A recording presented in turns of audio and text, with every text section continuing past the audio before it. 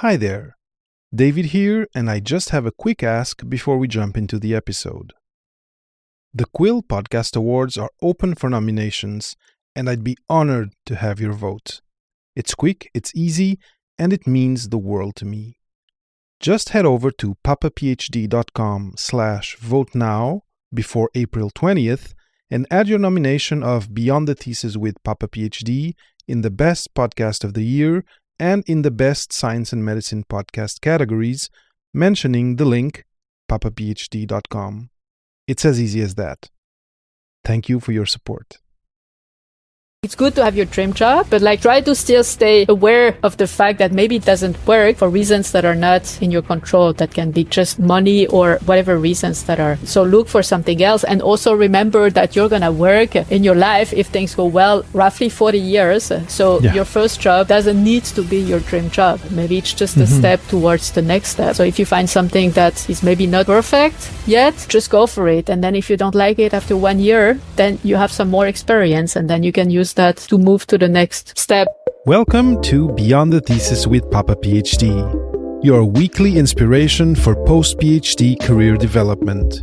With me, David Mendes. Welcome to this new episode of Beyond the Thesis with Papa PhD. Today, I have the great pleasure of having in me Isabelle Koller. Isabelle is assistant professor at VU Amsterdam. She's also founder and CEO of NextMinds, a certified coach, and she is also an active writer. She's passionate about helping early career researchers navigate academia, from increasing their well-being during their PhD to preparing the next steps of their career. Isabelle, we've known each other on LinkedIn for a long time. I'm super happy that you could share some of your time with me to be here and to let me pick your brain on some subjects for the Papa PhD audience. Thank you so much for being here today. Thanks for inviting me. So, Isabelle, we were talking before hitting the record button that you're currently quite busy doing workshops, interacting with PhD students, early career researchers. And I just want to, pass you the mic, let's say, and have you please share what is on the mind of people today out there looking for clarity about their career after the PhD, and what are maybe interesting conversations or aha moments you've had in the last few weeks and that might be inspiring for the podcast audience? Yeah, that's a very broad question, I think. Yeah, I'm giving you free rein and then we'll follow. We'll go from there. I see that. No, so what I see mostly is, so in the workshop that I give, so it's usually, let's say last year PhD student or second to last year PhD student. And what I see is that that's usually the moment they get very busy with their thesis, with writing manuscript, writing the thesis, panicking whether they're going to make it or not. And then on top of that, they have to also start looking for a job. And actually, even before actively look for a job, they have to understand what they want to do. And there I see really common trends everywhere in all the fields that I've now been in contact with. I think the major challenge that they have is that they still don't know exactly what kind of options that they have, which I find a bit frustrating because I think it's really there are so many options that a PhD student can choose from after their PhD, but still, we are still with this idea that one of the major options is academia, because that's what all PhD students have seen in the last years, because of course they've studied in industry, they've done a PhD in an academic institute or maybe a university medical hospital, but then a medical center, but it's still related to academia. And then they know that there's something else, and very often they are more interested by this something else, which I find really cool. Or let's say most of the time, the large majority. But then the something else is very often, at least in my field, they will say oh, maybe, so I'm considering industry. And then in industry, they will say, but actually, I don't know even what I can do in industry. And they kind of, I think, imagine that what they can do is a kind of copy paste of their PhD in terms of research, and then they will do that in industry. But they do not know even what kind of job it is, what kind of role or which departments, what things like that, which means that they don't know how to look for a job because they actually don't know which keywords to use or who to approach even on LinkedIn or whatever when it comes to network, because they don't have this knowledge yet. And I see that it's like I would say it's just lack of knowledge, because that's knowledge that it's not given within university, even though you have career centers, but usually it's like way too expensive or even like not considered, I would say, by PhD students or supervisors. So then they are like a bit stuck with this moment of like, oh, we need information. They don't have information. And that's also the moment they don't have, I think, the time to look for this information, because they are already quite busy with the deadlines that are related to the PhD. So I see that like very often that it's really getting challenging for everyone reaching the end of their PhD, especially when they want to go to do something outside of academia, because I think that requests require more active like really contacting people, like looking for options and everything like that. And that's also why I always now try more and more to advocate to basically give information to PhD students also early in the process, so that even, when you start your PhD, you're young. Like when I was doing my PhD, I had no idea what I wanted to do anyway. And then you start and you have the feeling that what will happen like 5 years later, that's like another life anyway, because you don't care. It's like, you just enjoy your own research. But I really want to like see universities like putting a bit more effort to, from the start, tell them like, try to already think like which direction you want to go. And also then during, for instance, conferences or moments where you have contact with people outside of academia, whatever it would be, that then you take this moment to just chat with them, to like ask, hey, what's your job, by the way? What are you doing in your daily life? And that would just bring like kind of informal information that I think would be quite relevant at the moment that I have to like start actively looking for a job. Yeah, definitely. And that makes total sense. It also aligns with what I see. And it's true that before they get that information, they may think that, oh, I can just kind of pick up my bench and then do the same thing in the world outside university. And it's not exactly like that. For some more, for some less. And that leads me to a question.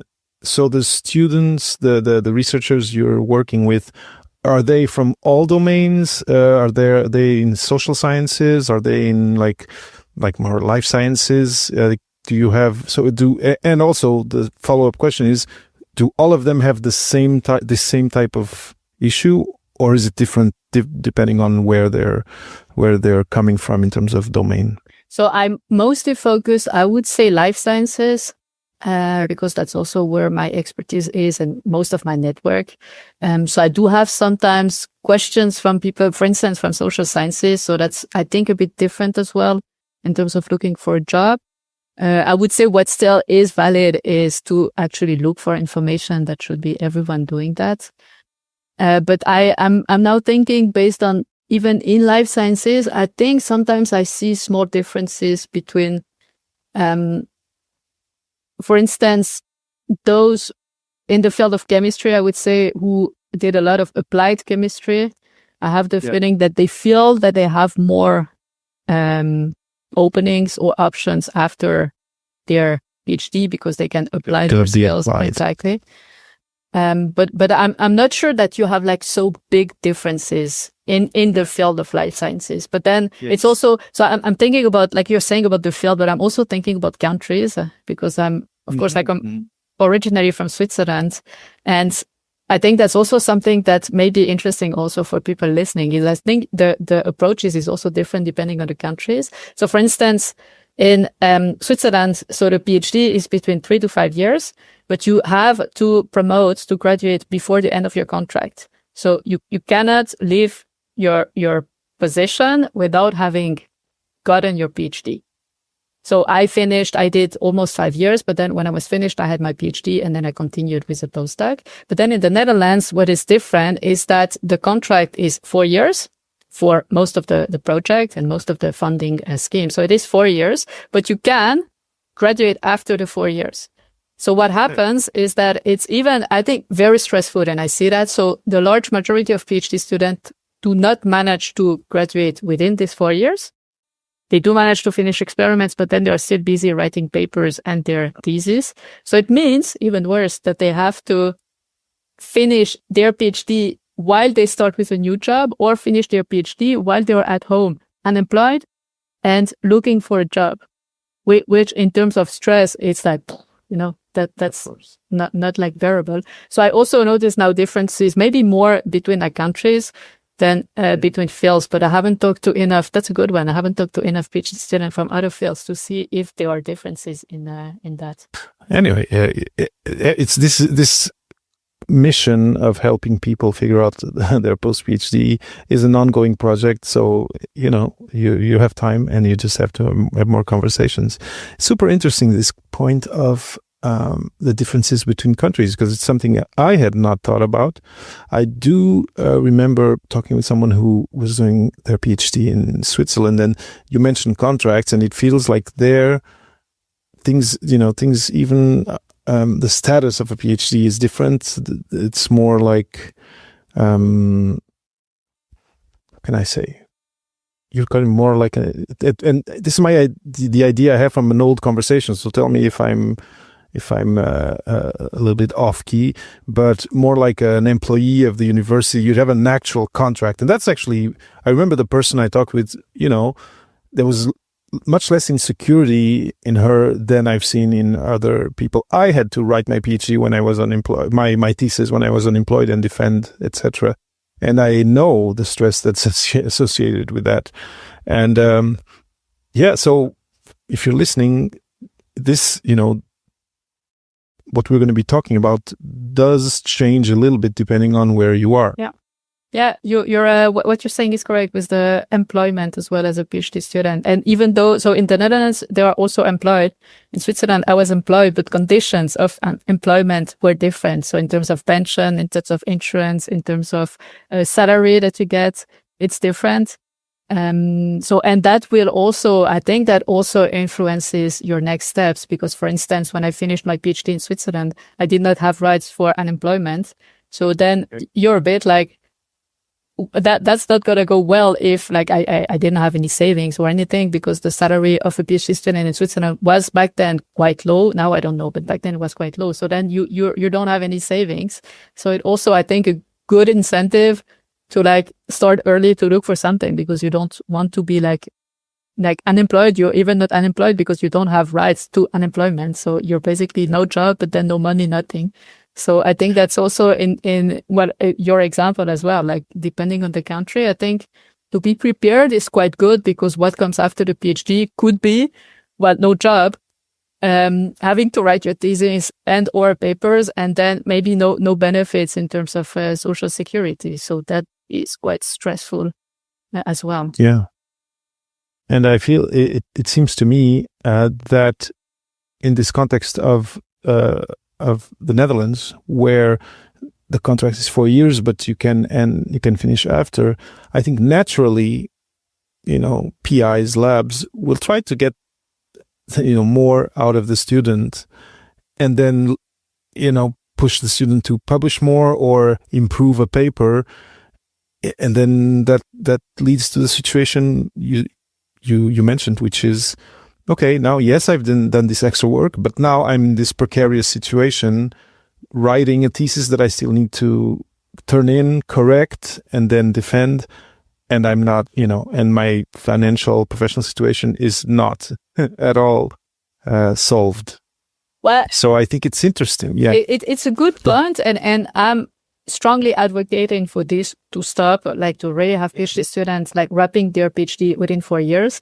And now, so my university has now a policy where they are trying to make PhD students finish within the time frame, because I think you're correct when you say PI wants to, some, and not all of them, but they want to get the best out of their PhD students. But at the same time, when you at the end of the 4 years, so the PhD students, that they will go somewhere, like to start another life with a job and everything. And the chances of them graduating become like lower and lower with the time. We see that because, of course, like maybe they even found a job where they don't need the PhD.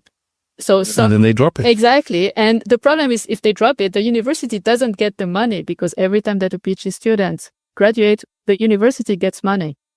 And in turn, what is like budget cuts, issues everywhere in the world, also in the Netherlands, like this is not something you want to have.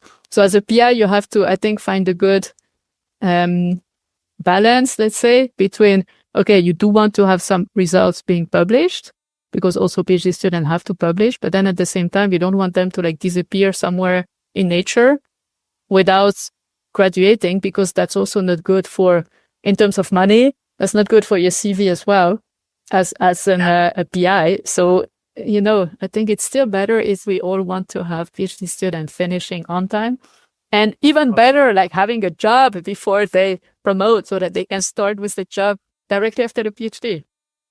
Oh my God, I feel like we just started another episode, because this brings me, I have so many reflections about this, but let's pick up on the jobs thing, and then maybe we can have another conversation about this question of, how to ensure that you are the most strategic when you choose your lab, when you choose your project, to guarantee that you finish before your funding finishes, because that changes a lot of things. But one thing, so now going back to what jobs are out there, and your preparation to jump into either industry or entrepreneurship or government or public service, but also academia. But one of the things that I agree 200% with you, and I'm being totally unscientific here, is that as early as possible, if universities, departments, research institutions start offering, if not mandatory, very low friction training, training, support, mentorship for career, for graduate students, I agree that's kind of the key thing. Start early as possible. And I would say, as you were talking, I was thinking, one of the key moments that I've I don't know if it works the same way over there, but here in North America, you have this thing where, or at least in Canada, where you're doing your master's, and if things are going well, you get approached to jump into the PhD fast track.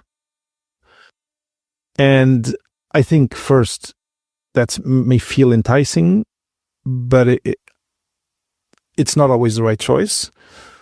But I think if you do that, you should accompany it with a piece saying, okay, we're going to push you into the PhD, but we're also going to tell you that you have this percentage of chance of having a tenure track professorship. And if you don't get that, here's what other PhDs are doing that did this program. And I don't know that PhD programs out there are doing this yet. There's still a lot of, so most of the people that I talk with go into a PhD program with this idea of becoming a professor. And then that changes at different steps during the PhD. So I would say it should start at the master level. It's like, okay, you want to do a PhD after your master's, here's what you need to consider. And then lay out the numbers and lay out the map of things you can do to have people choose the PhD cognizant and knowing everything there is to know about it. And I feel that this is kind of what you were saying, but I'd love your reflection on this in terms of the timing of when people should know what's there after the PhD. Yeah, I think even like to choose for a PhD, I think that should also be explained maybe differently. So I have the feeling that students choosing for a PhD, they don't exactly understand what a PhD means, because very often I think they have the feeling, what I see is that they have done a research project of many months and they did research That's also what happened for me when I was master student. And they're like, oh, that's so cool research. I want to like keep doing research. As always, they say research. I like that. So then you start a PhD and you're like, oh, that's research, but then for 4 years. But actually that's not exactly only that. So it's like way more than that. And then also what I see is those who start with that. So very often, indeed, they don't know what they're going to do. They just know that they like research. I think that's like the common trend in PhD. I was like that. See, like really research is cool. And then at the moment that they think, oh, so if they don't know what is outside of academia, they will think also, oh, academia is great because then I can do research. But then that's also where I'm trying to bring some awareness, I think, is that, for instance, the job I'm doing now, which is 11 years post-PhD, is totally not what I was doing as a PhD student. Like in terms, I'm almost like not doing research anymore. Like my 90% of my time is doing other stuff that I was not expecting that I would do when I was a PhD student. So for me, it turned well because I like what I'm doing and I'm good also at this, for instance, committee stuff or political stuff or whatever. But then I also see that many PhD students who think like, oh, I want to continue, like do a postdoc and then maybe become a PI and everything. They're like, oh, that's cool because I can have my own research and develop my own ideas, which is great. But that's only one aspect of it. And I miss also that a bit because I think even master students that are, so when you're in the lab, you see, of course, the professor or the PI that is like running between meetings and having a coffee and typing emails late at night and being late for everything. So that's basically what they see. But that's again like the tip of the iceberg because like I think we don't know what these tasks are. We have no idea. Exactly. And all the admin, all the politics, like you said, policy. All of that. That sounds very exciting when you say it like that, but okay. But you know, I wish also that we would have, so not only, I think we like information, not only for like everything that is outside of academia for PhD students, but we also actually don't show like what is it to be a PI or professor. And this is something you learn like sometimes the hard way while being the first step, like as assistant professor. And even like between postdoc and assistant professor, which is like directly the next step in the Netherlands, there's like a huge difference. And that's the moment like it's good to learn like the hard way sometimes because you become resilient and everything. But I think that would be also nice to just have just more information, you know, also giving to master students, exactly what you said, like as early as possible to say, okay, guys, if you go for a PhD, great, but that's 4 years or 5 or 3, whatever, 4 years. And then that's only one pit stop, a long one, but that's only one pit stop. And then you still have to work. Let's assume you finish your PhD when you're between 28 and 30. In the Netherlands, retirement is now 67. So you still have like almost 40 years to work somewhere. Like you need to think about that to like also be strategic in the choices that you make during your PhD. And maybe actually a PhD is not the next step that you should do because you also have students who say, oh, I want to do a PhD. And then they have the PhD title, but they don't want the responsibilities that are associated with a PhD title. And they find job that maybe they apply to stuff with lower responsibilities, but then they won't be hired because they have their PhD. So then the company will think like, oh no, that's someone who wants a bit more. Yeah, you're overqualified. Exactly. Yeah. Exactly. It's a catch-22. Yeah. So I think we just need more information. And the problem, I think, or not the problem, but also one of the challenges that we have is that when you're master student and PhD student, the senior people you see are only, most of the time, only academics, except if you're lucky enough to be in a project that involves also industry, then you see also researcher in the industry. But otherwise, you're just like with professors that have only seen academia. And that may still somewhat be biased, even though maybe that's a bit different now, but somewhat be biased and to think like, oh, that's academia is still like the prestigious thing, you know, and all the rest is not as good as being in academia, but that's totally not true. But yeah, you still have this bias that is present when PhD students are doing their PhD. So that also doesn't help. And I think if we would just give like information, you know, like without any bias, like just give information and say, this is what you have around you at the end of your PhD. Start early as possible and talk to people. I think we would already help quite a lot of people. Quite a lot of people, exactly. And we'd help the employers too, because, I think, what's your reaction? No, I wanted to say totally 200% on that. Yeah. Exactly, because then they'll get to know what PhDs are better. They'll also get more candidates early on who maybe are interning or actually doing their PhD projects within or in collaboration with the company. There's a lot of advantages to come from that, but we're not there. So we're still at a point where there's a lot of work to do to change the processes, the culture, and to have universities do that by default. I think there's efforts in different places. Of course, it's not generalized. So this means that it falls onto us. So I'm thinking of the listener. It falls onto the graduate student. It falls onto the young researcher to do that exploratory work for themselves, right?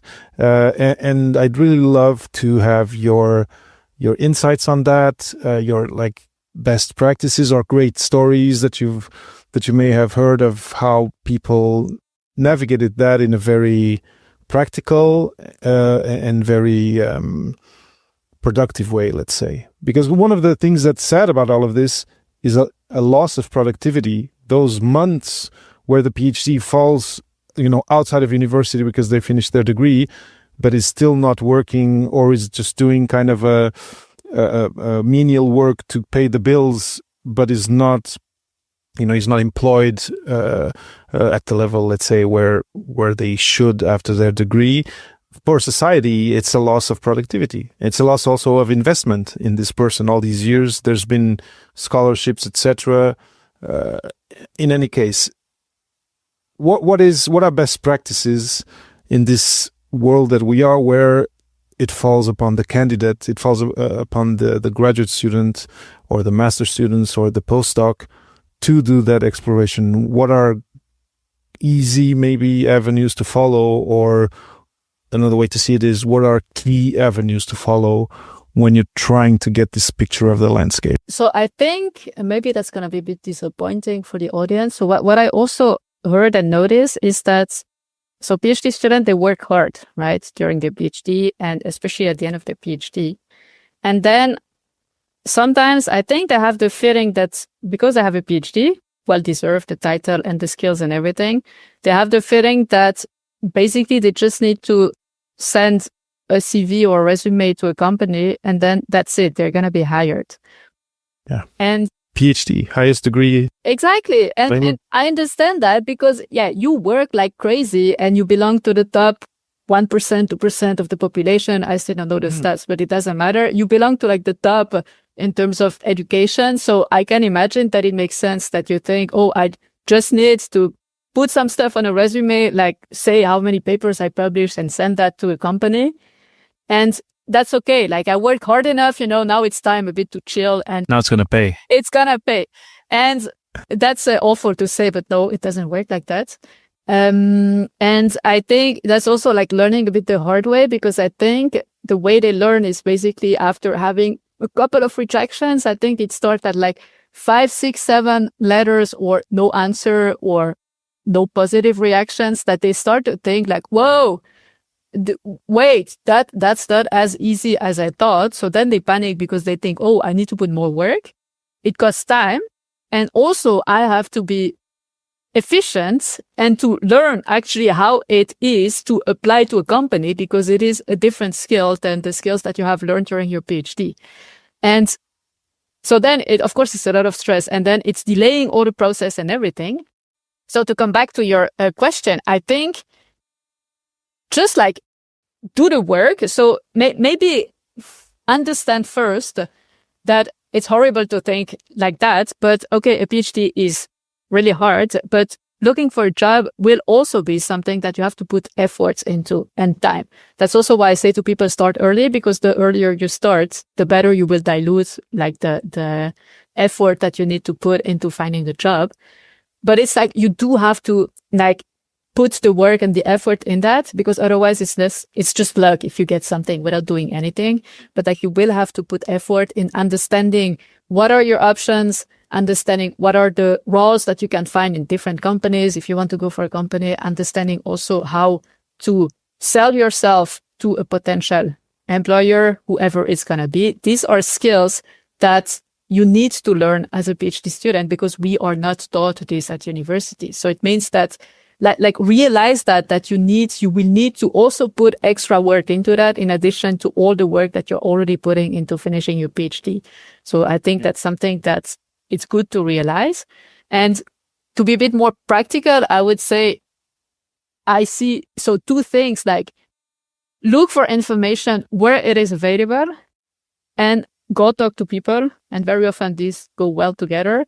So we are at an age that, well, both of us, we didn't have that back then when we finished our PhD, which is social media, which is an easy way and also free way to get information. So sometimes information is not of good quality. So of course you have to look also for good quality information. But I mean, I see like so many, so I'm talking about LinkedIn, so many people that are just posting information where they really just don't want to sell something. They just want to give information that is like correct information. And I think I could name like a lot, but like you can really get like already quite some good information and learn things about how do you need to profile yourself to sell yourself to a company. How do you need to write your resume? These kind of things. This is information that is easily available on LinkedIn. So of course, again, you do have to put the effort into looking for this information and then understand, read, and apply that. But I think if I would be a PhD student, and I hear that also from PhD students now, like I would start with LinkedIn because it's like the low-key thing of just reading what is going on and following accounts that bring just free information. And once you're in this step, I think you will start to see who gives good information. And once you have like been there, I think the next step, and I know that many PhD students are afraid of that, is basically to publish your resume or anything on a post in LinkedIn and say, hello, this is me. I'm finishing my PhD, or I will be available on the market for a job starting this date. These are my skills. Like, do this.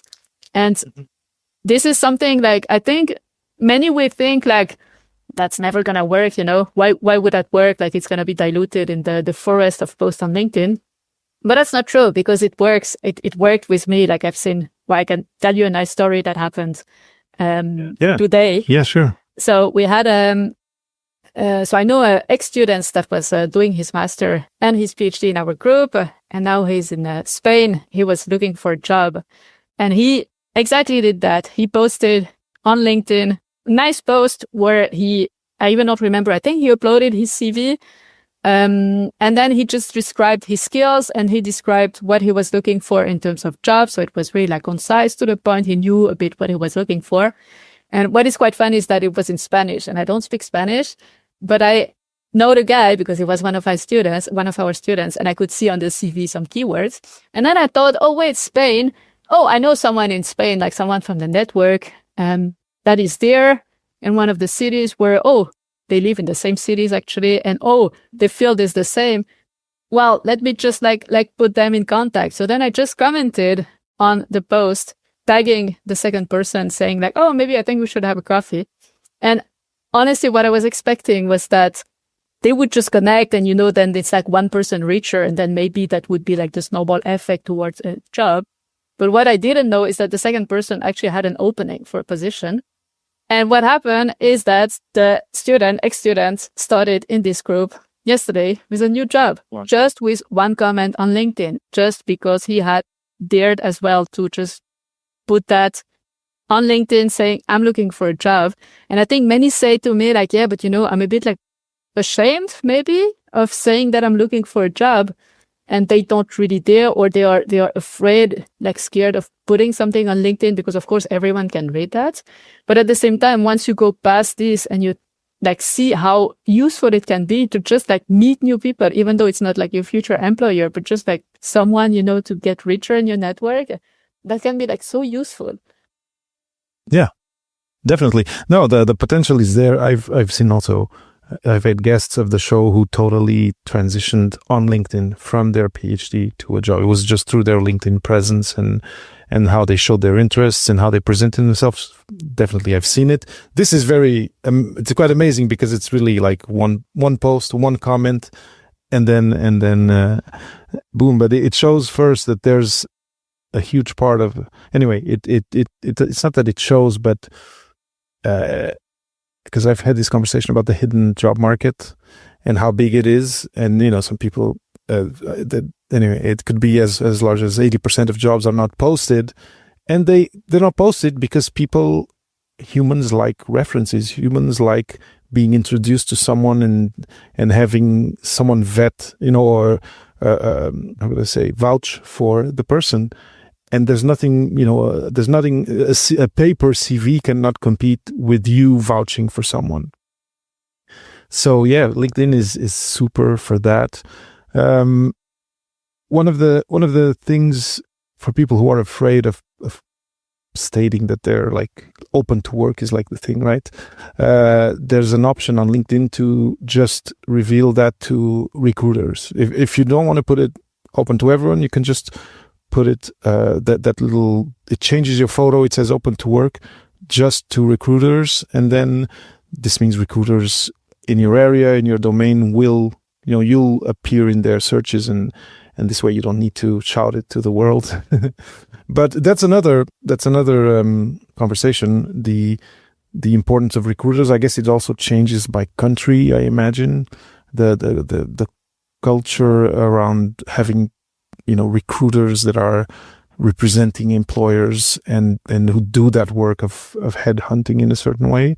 But it's, anyway, I don't know if you have experience with that, but here I know it's a factor. Yeah, I would say I think it really depends on the position and the field.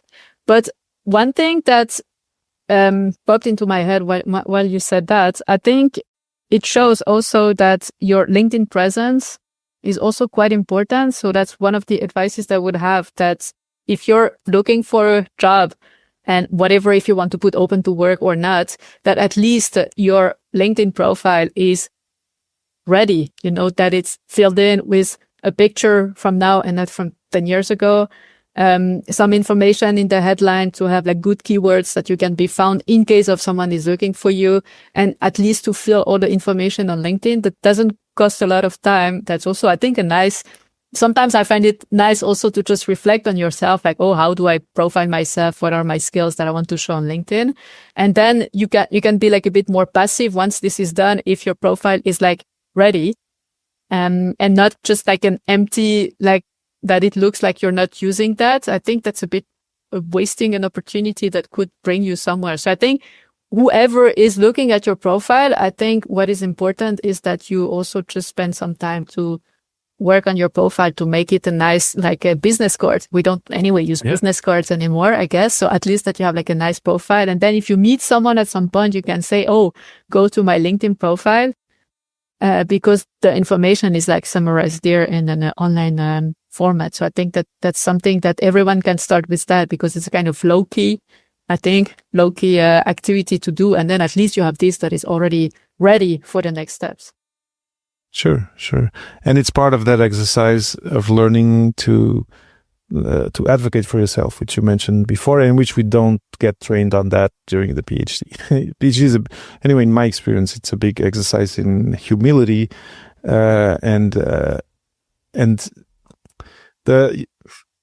you use the term selling yourself, or selling your profile, or selling your candidate profile. And selling is often a word that people, especially people who decided to keep studying, don't react well to. But it's true. You need to learn to speak about what you did in a certain way that will resonate with the people in front of you. If you do the academic type discourse, it will just not resonate with them. No, and you're saying that in the context of like looking for a job, but even for me, it was really hard to stay in academia, and then you have to write grant proposal and you have to sell yourself and like almost, I will say brag about my achievements. And of course I have achievements. I know them because that's why I'm there, but then you have to sell them. And to me, that's like every time that hurts to write these things, but then it's like, no, that's the game, You have to like take a persona if that's what helps. And then you do have to like enter this game of selling yourself because you are competing. That's the thing. You're always competing. Even though you're excellent in everything, you're going to compete for everything, for a grant, for an academic career, for like a position in industry. You're competing with like hundreds of others. And you need to be the best fit. And for that, you need, it's just like take ownership. You need to make it perfect for everything that you can, like your resume, selling yourself, knowing people, all of that. So yeah, again, that costs work and effort and time. Exactly. Showing yourself in the best light possible. And I was like you too, or anyway. I would have, because you use the word that's very charged, which is brag. It's very charged. It's very negative. And I think I have a feeling that here in North America, there's I see my kids are growing up here, and it's like bragging. It's a word that's in the dictionary, but it's not used that much. You show and tell. You present yourself. You show your accomplishments, and there's a culture difference, I think, between North America and Europe. And I'm generalizing Europe, of course, but you're from Switzerland, I'm from Portugal, and we have, I have the same difficulty that you said. So that's why I'm doing the generalization. But before we go into the question I want to ask you next, I just want to go say one last thing on LinkedIn. If you just created your profile and you're maybe overwhelmed, or you think, oh, I'm just a master's student, or I'm just a graduate student or graduate researcher, what am I doing here? Just go into the search window of LinkedIn and search MSc or search PhD, and you'll see the profiles that will appear. And then use that as inspiration to, go see if there's someone in your domain actually. So say, like, put PhD analytical chemistry or applied chemistry, like you said, and see who appears and see where they are. And let that inspire you, not only to kind of solve any imposter feelings that you may have of being on the platform, but also, how do they present themselves? How do they talk about their publishing or their accomplishments or whatever? And let that inspire you on what then you do on your profile, and let that give you kind of permission to be there. Anyway, it's just a last LinkedIn thing I wanted to say, because it's a powerful platform for that. Great tip. And I think some people will be like afraid that they have checked the profile and that the person behind the profile will see that. And then I'm like, don't be afraid, because actually people like that. They like when their profile are watched, because they're like, ooh, I feel like I'm a kind of influencer, So it's just like, it's like the aim of LinkedIn. It is to be used in a professional way to basically reach your dream goal or whatever, achieve your professional goals. So just go for that. And also, exactly what you said. And also look for, if for instance, you're a master's student or PhD student, look for your colleagues, like the students that are in the same class. Some of them are already a bit more advanced and they maybe like LinkedIn already. So they have filled in their profile and maybe they started posting. Like, just get inspired. Like, don't copy, but get inspired and see what they are doing. And then maybe take for you what feels like it's what works for you. So, yeah. Yeah, exactly. And then the next step for people you don't know is to actually ask them to talk with them, because same thing, they'll be flattered. Correct. Yeah. Now, so one thing you've been you've been mentioning is it takes time and work, and I've been talking with people, like I had a guest not so long ago, Claudia Belliveau, and it's been 1 year since her defense. And she's had, rejections and like almost being hired for a position she wanted, but she'd need to move cities and and 1 year seems a lot. But from other conversations I've had, it appears that the market now is not easy. for hiring for different reasons. Economical, political, science funding is not, super at its best from the last 10, 15 years, or at least it doesn't feel like it's increasing. Maybe it's in some countries, like the States, for example, it's being cut down. Now, 1 year, people who now are like maybe finishing the PhD and hear this, me say 1 year now for the third time or fourth time, this may scare them. Do you have, and you have experience with your students at university, you have NextMinds, what is, based on what you said, which is you need to invest time and effort, what is, let's say, a game plan for this 1 year of wait, let's say? Do you have do you have kind of a blueprint to share of where to invest time, maybe even money? So I know Claudia actually hired a coach that's helping people get hired in a specific domain that she wanted. Because I think 1 year seems like a lot. Again, often 1 year has to do with the fact that people didn't do any networking or other work before. So they finish their PhD and then they start looking. So there's all that learning curve that you mentioned.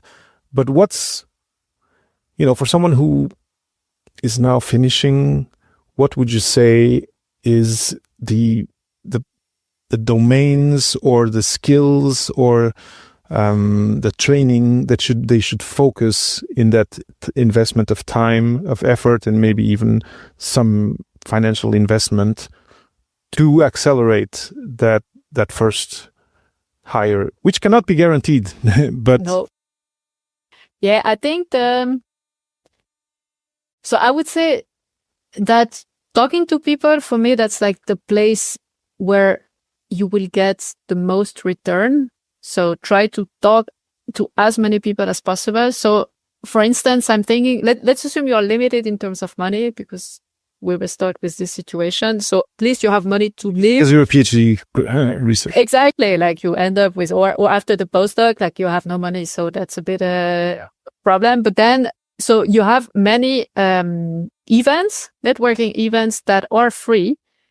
So of course you have to, again, look for them in your city or in your country to find them. But for instance, so in the Netherlands, we have what they call bioscience parks, where you have a lot of companies that are in the same region, let's say same area, and you have sometimes even a university medical center, and if you're lucky, even the university itself. So then it's like a big pool of potential options for a PhD student who is graduating.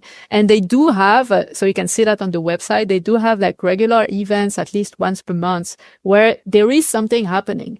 So for instance, one is like having a startup, so entrepreneurs that come to just pitch their startup. So even if you're not interested in startup world, just go, because you will meet someone, and if you feel like, so I'm super introvert, so sometimes going on my own to this type of events, I'm just like, it doesn't really excite me.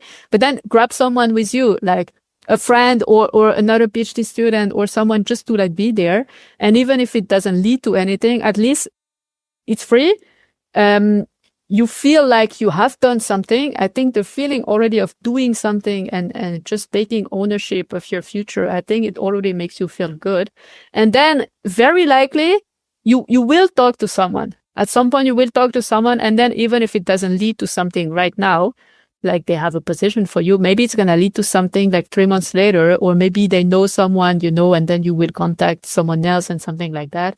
So I would say if you can sort of capitalize in the human interactions that you can have. So try to really talk to as many people as possible. And that can be also online, to just contact people via LinkedIn or send them an email, people from that you maybe consider your mentors, or that you think, okay, this person may be useful. So there's a high chance they won't reply because they may be busy, but then those who reply, they will be helpful. In some way, they will be helpful. They will give you something that you can use for the future. So I would say try to put as much time and effort into human interaction, because I think that's the one that help you get closer to more knowledge and a position. I think as a second option, I would say something I didn't have, and I think that's one of my regrets in some ways, is to have a plan B or some plans and not only have one thing that you're like, oh, I'm just going to go for this position because my dream is to work for this big pharma company. And then exactly what you say, for instance, what happens, there's a big freeze in the hiring and they don't hire anyone. Then you're a bit like, oh, okay, I need to find another direction. And for me, that was, for instance, a grant that I didn't get to go for a postdoc. And I don't know why I was convinced that I would get it. And I just missed it for like one step, one thing, one person.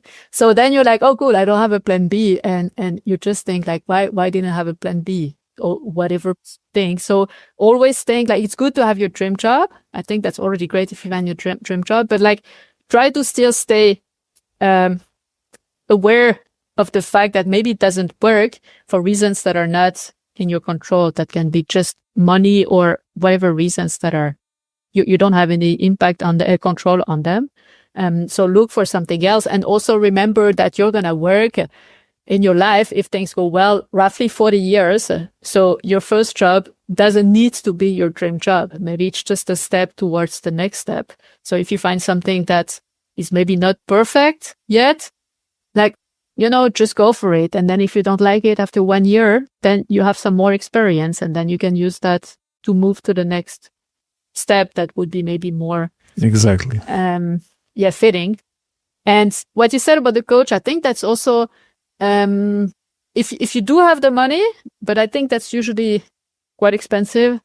Well, I know it myself, right? But it is definitely money. If you really need to find someone that you know they will be helpful. So someone that is qualified, but also someone that fits your wishes, personality, and where you think like, okay, there's a match. But that can be really, really helpful to find who you are as a person and also as an employee and what do you want to do in the future. That you do have a lot of persons that are available for help, but then indeed it comes with a lot of costs. Yeah, no, that's it. It comes with cost, but it's if it's like you said, if it really fits your objective. Let's say, so this person, she wanted to be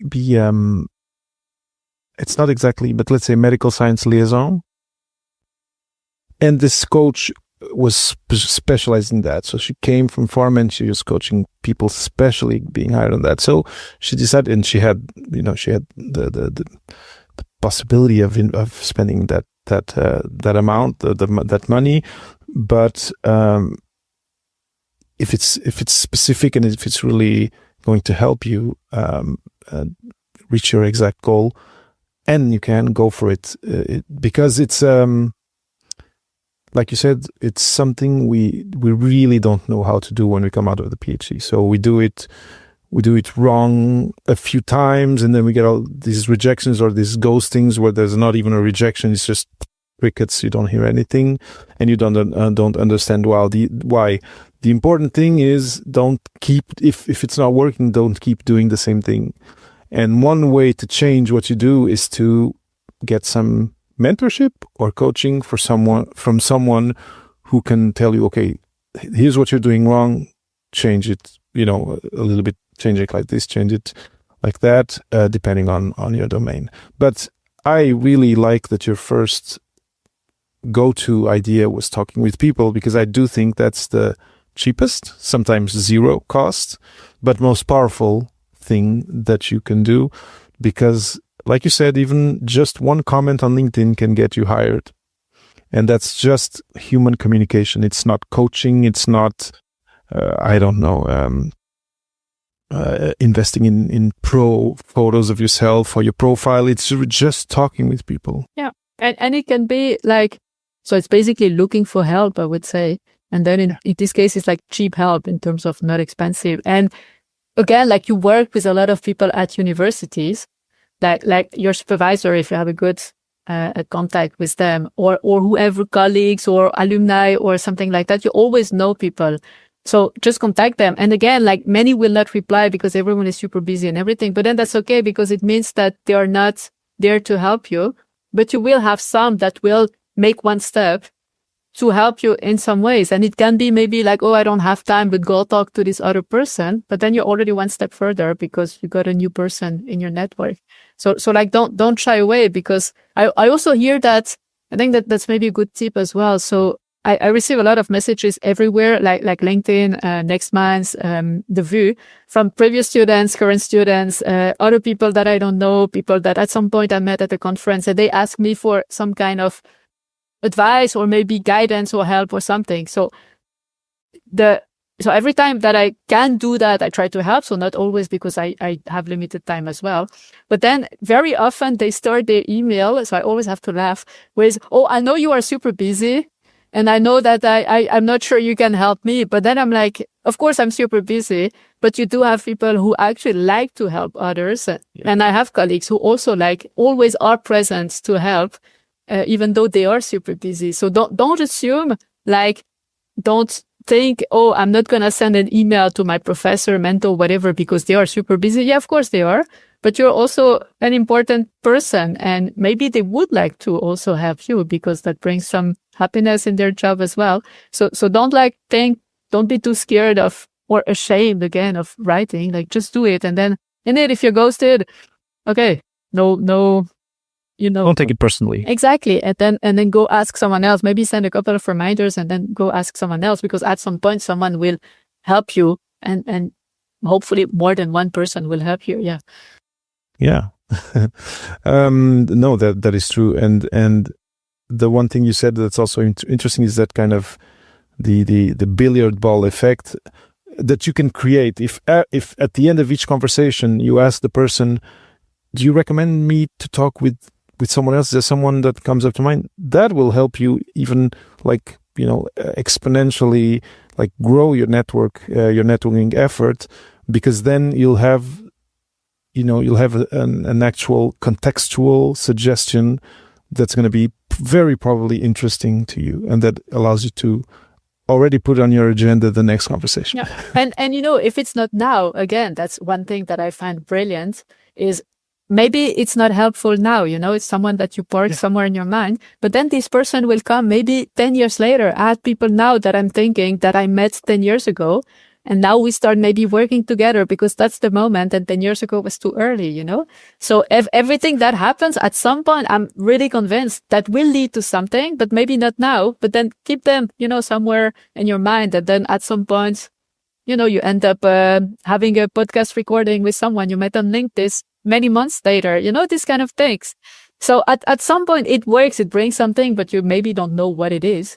So yes, start early so that you don't have to wait too long before things start to become something tangible. Mm-hmm.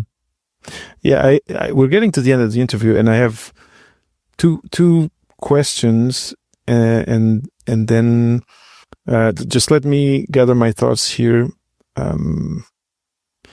So the first question is, in your experience, and I know you're more your network and the people you work with are more in the life sciences, but are you seeing this kind of 6 month, 9 month, 1 year period of waiting until you get that first solid job after your PhD?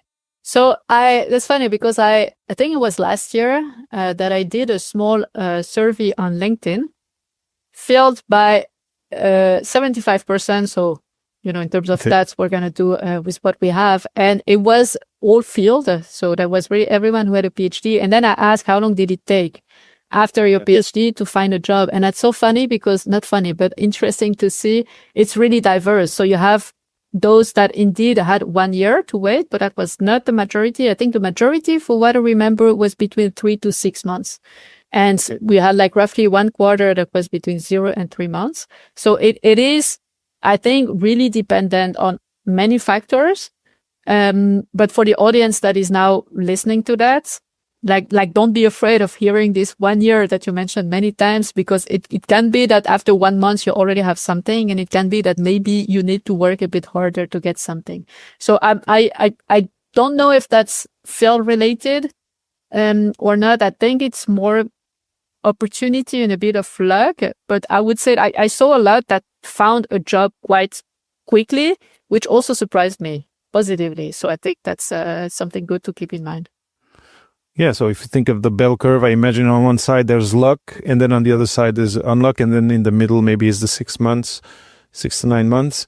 But would you agree with the statement that probably people who are in the shorter months, and again, this is totally, maybe I'll ask the question another way because you don't have the data. I'm going to ask it another way. I remember coming out, the thing I focused on was my CV. I need to fix it and tailor it, and it's important to do.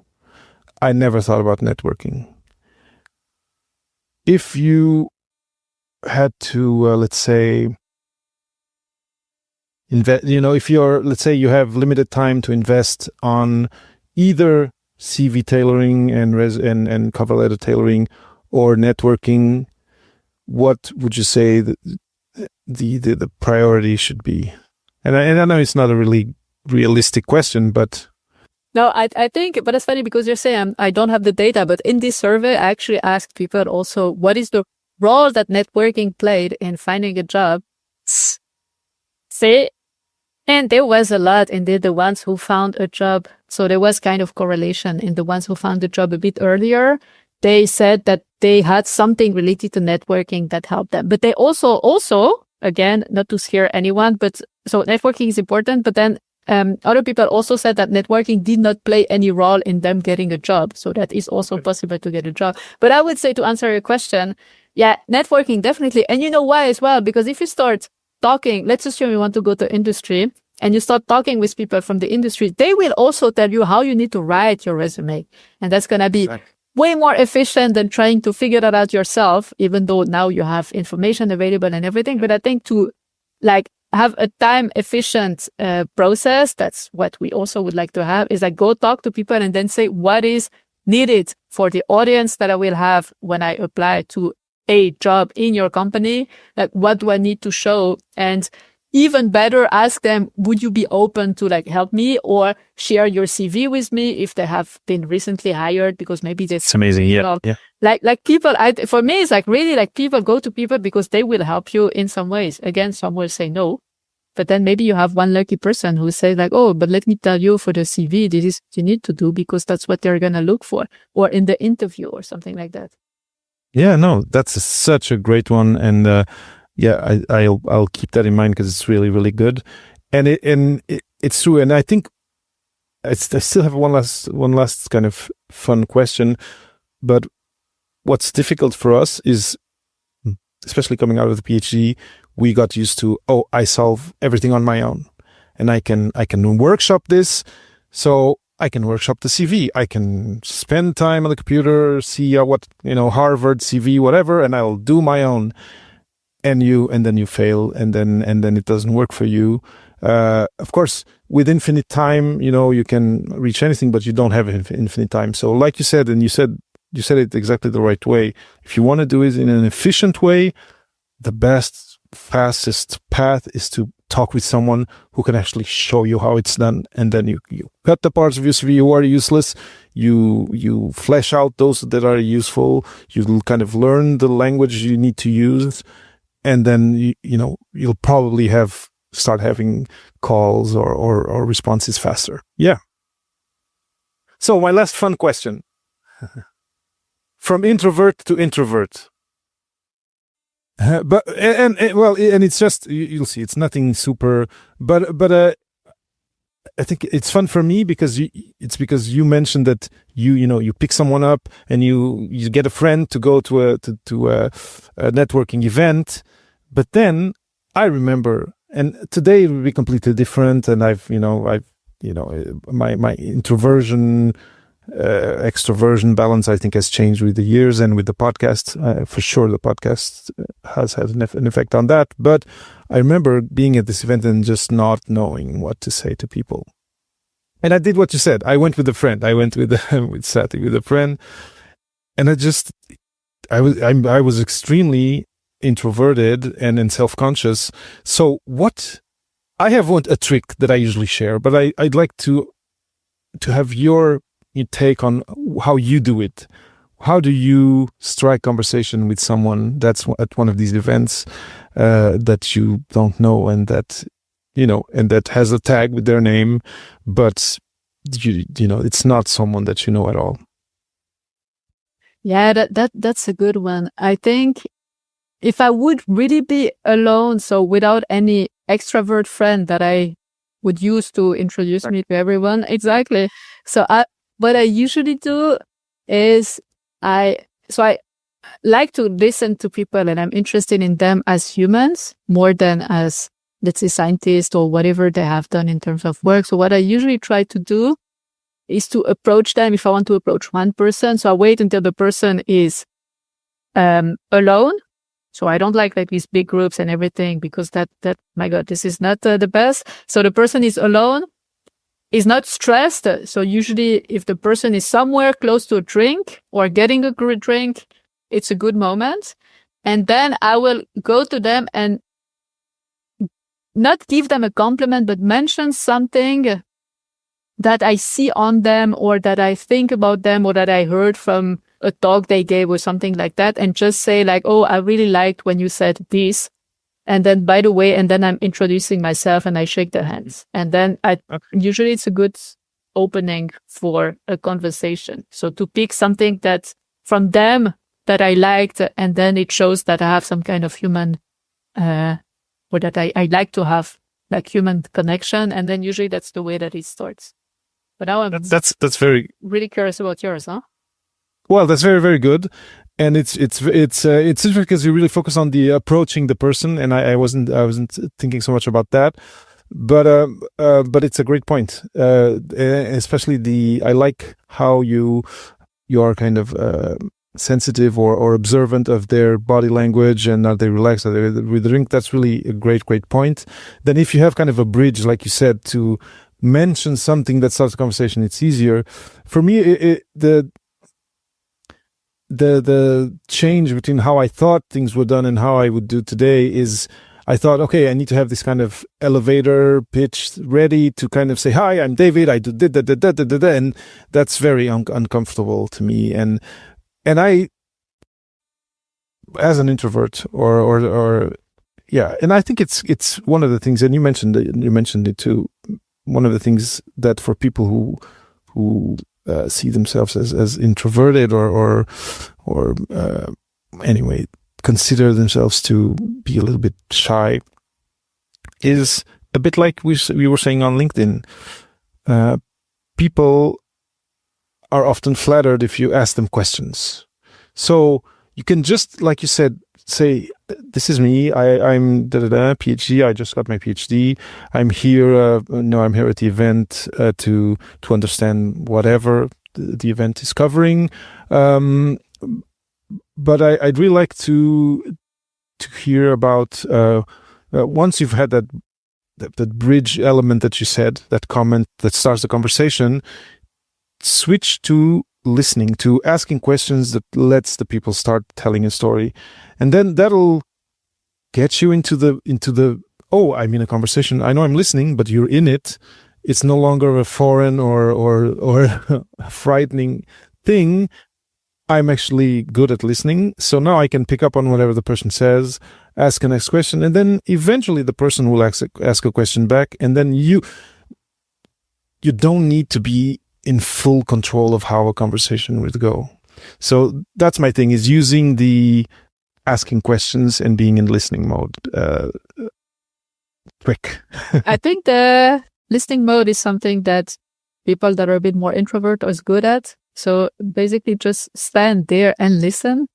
You are like, already by just listening, you are someone who is valuable because you listen to what is said. And I think in a scientific world where we like to brag, to actually have someone listening, just really like being authentic and just listening, I think that's something that is very valued. So yeah. So that's it. And I think it's important. A lot of us, even if there's, more people are more introverted, often just coming from the academic, coming from the PhD and being in a kind of industry where everyone is like suit and tie, it kind of makes you a little bit introverted or feeling like an odd, for the odd person out, the kind of having imposter feelings. So I think this trick should work for everyone.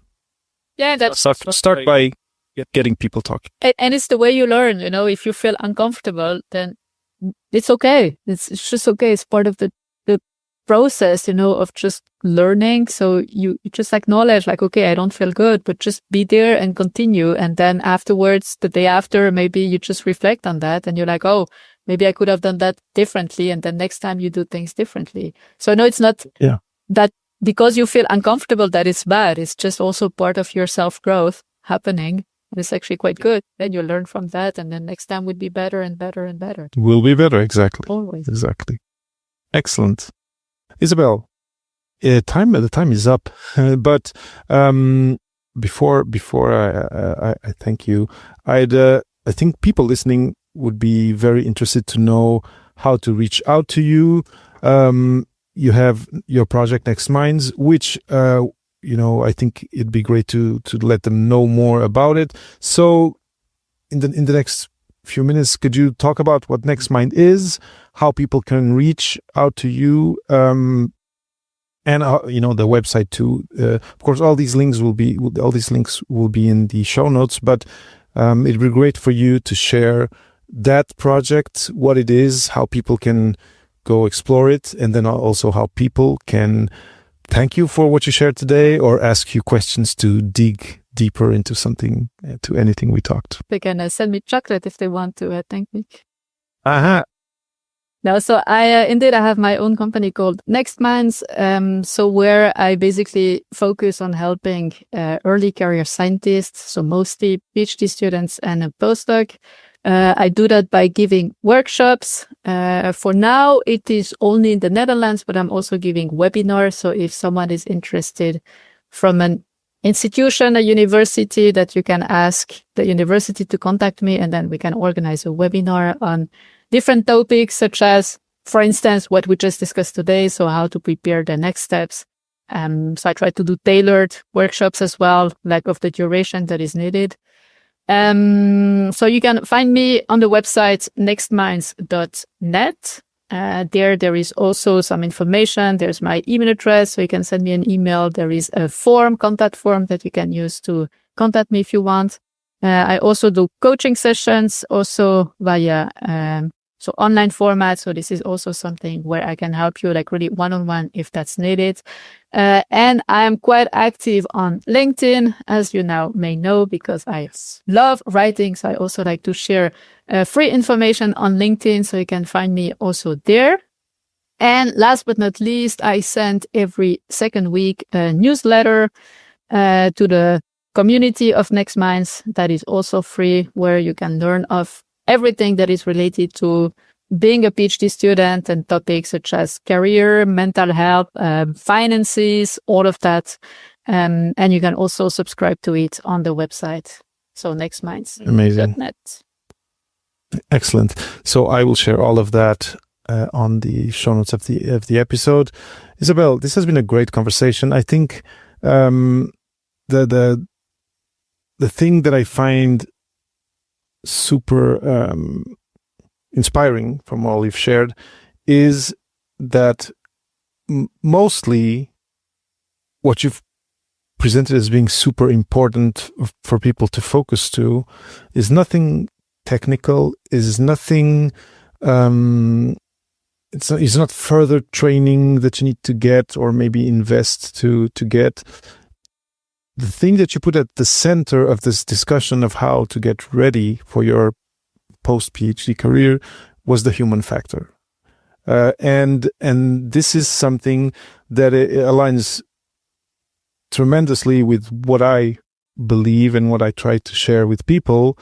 And I think it lowers the bar of difficulty that people may imagine because there's people out there saying, oh, you need to work with me to prepare your CV for automatic CV evaluation systems. There's a lot of people out there selling different things, different bells and whistles, like stating that they will help people get hired. And I do think that it's important, this message, that yes, having a tailored CV, having a CV that's easily, readable, that's understandable, that's that has some storytelling to it, etc., is important. But if you know the right people, all of that is, it takes second place. So meet people, talk to people. Even if you're an introvert, be in situations where you can listen in, talk to people, present yourself, and learn. Because all of these moments, even though especially if you're in the middle of your PhD, this is just to grow your network. You're not looking for a job right away, but there's words you're going to be hearing again and again. There's so this terminology that you don't have, you're starting to have it. You'll probably learn about tendencies in the market. You'll probably learn about new jobs that are emerging that you won't find on job postings, because only the people who are in the companies know that they're happening. Plus, these people will start to know you, and eventually, when there's a position, and they see someone like Isabelle, someone like me saying, "Hey, Cindy, just saying that." Just commenting to tell you that I don't know, Francis is a great person, and that she has really great skills in this domain, and that like you did, and that ends up getting their job. Where's the CV tailoring, etc., and there nowhere. It was a human thing, and that inspires me, and that I hope that inspires you who are listening to, if anything at all, to start adding in your weekly, or monthly agenda some sort of in-person or at least LinkedIn networking and conversations with people. So I'm really, really appreciative of that, and I really had a great time hearing all you had to share about that.